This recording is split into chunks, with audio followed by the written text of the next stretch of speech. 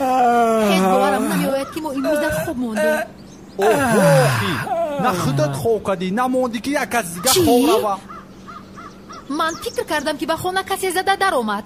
آخی خیال نمی کردی و؟ من بترسم قطعی مپده. خودت میخستی میرفتی میدیدی چی های؟ بنا خوب تو خودت را زور گرفتی و در اصل تو نه شری و نه روباه، یک ترسونچکی و خلاص. چی؟ ها ترسونچکی.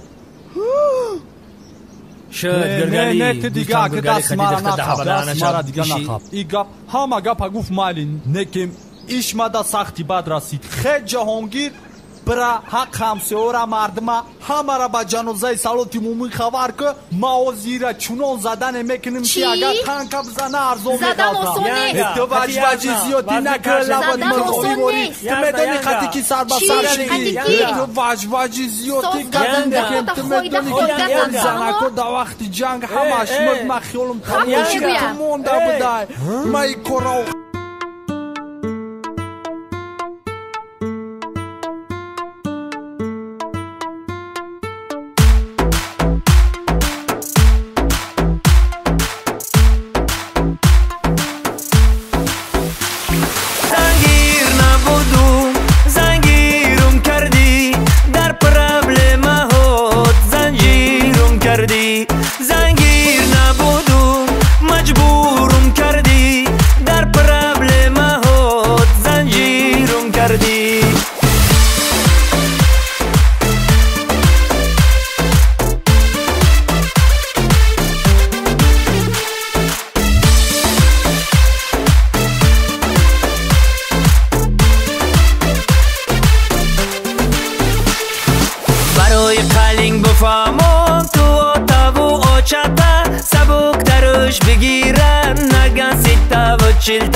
که با بعدی تویمان یک جای باشم هر دومان نشود که بعدی توی یک هفته پس رسیه اصل جان پروانه کن در برم باش همیشه آچم به این صف نستای بیسته درازی میشه با در شیر از خودی توی میدانی که ای خودتای دیگه ارزانش نکن آچم دیوانم میشه زنگیر